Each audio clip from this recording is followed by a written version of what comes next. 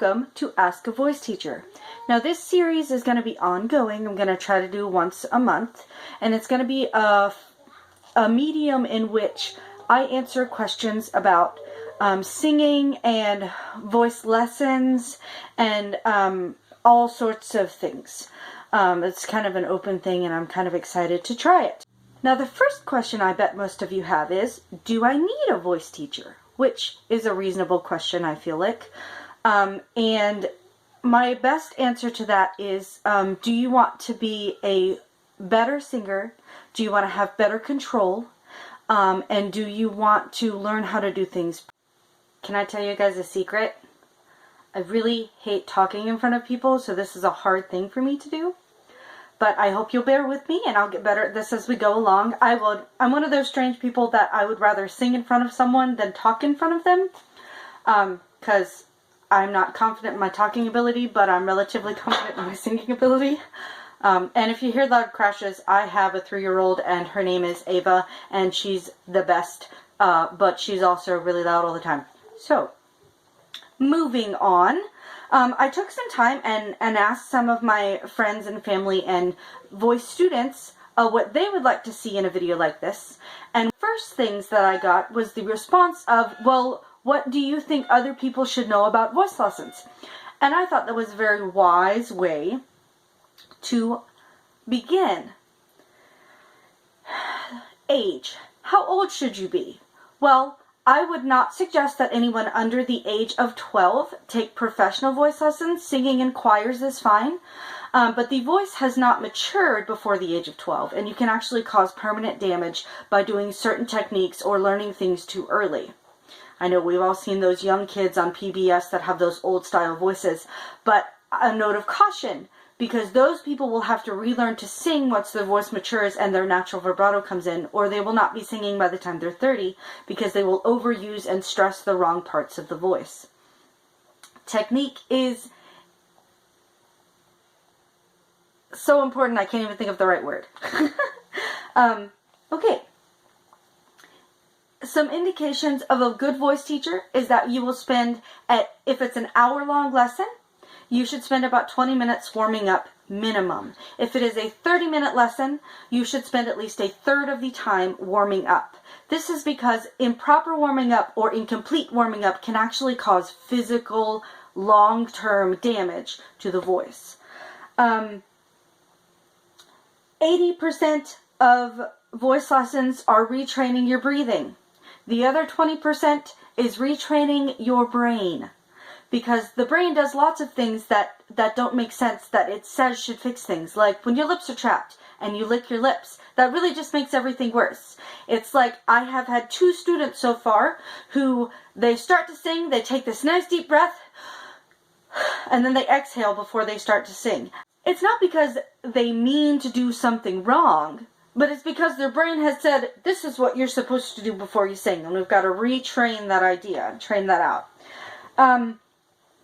2 of the things that are closest to my heart that voice teachers can help you work through is the tendency of especially American singers to slide.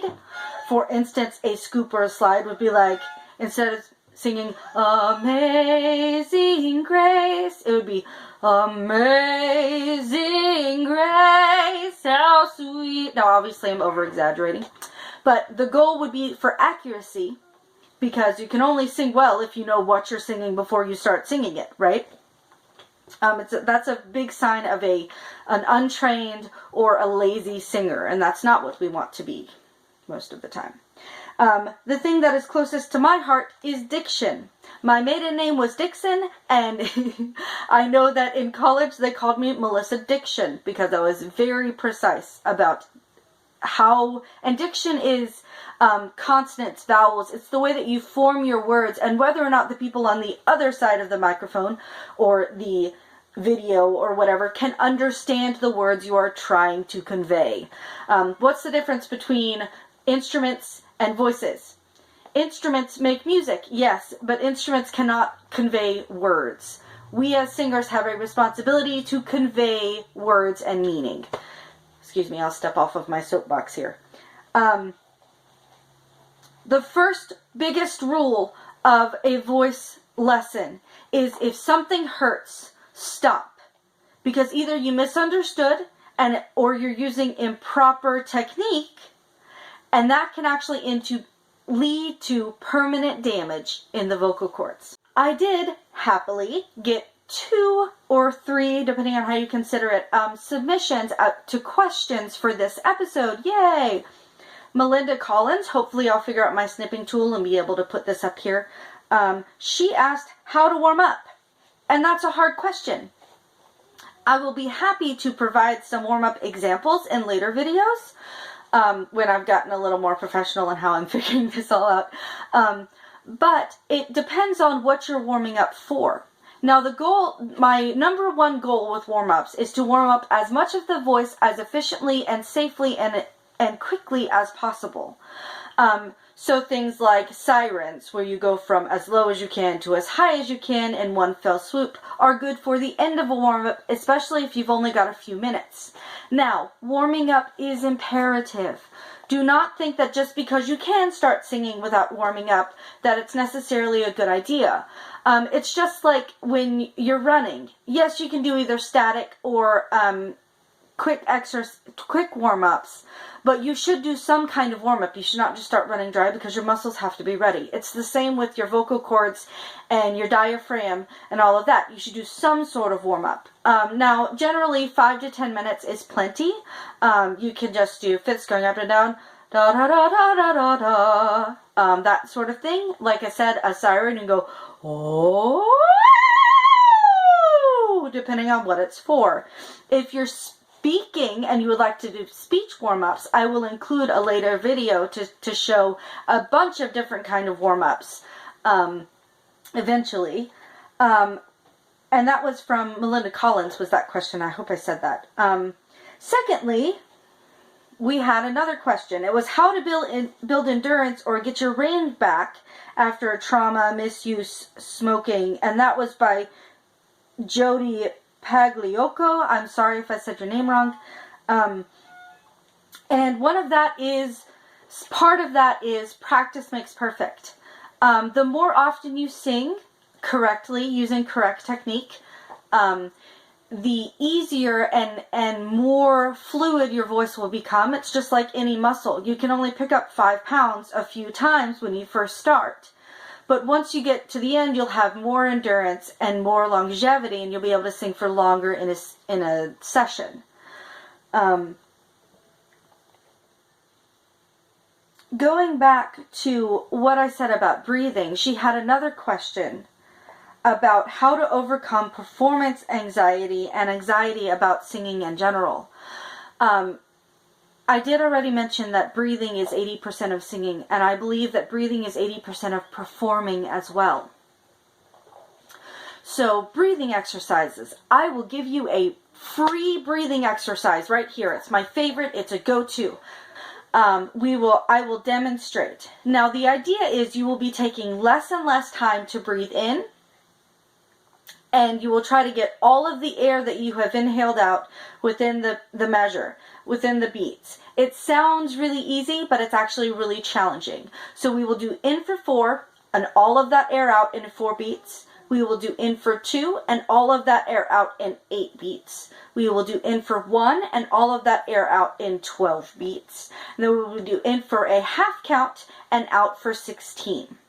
I will demonstrate. I will do a full measure of 4, and then I'll breathe in for 4. 1, 2, 3, 4. 4. 1, 2,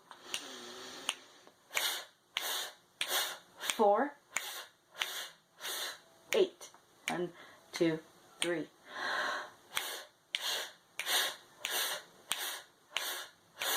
8. 12. 2, 3, 4. 8.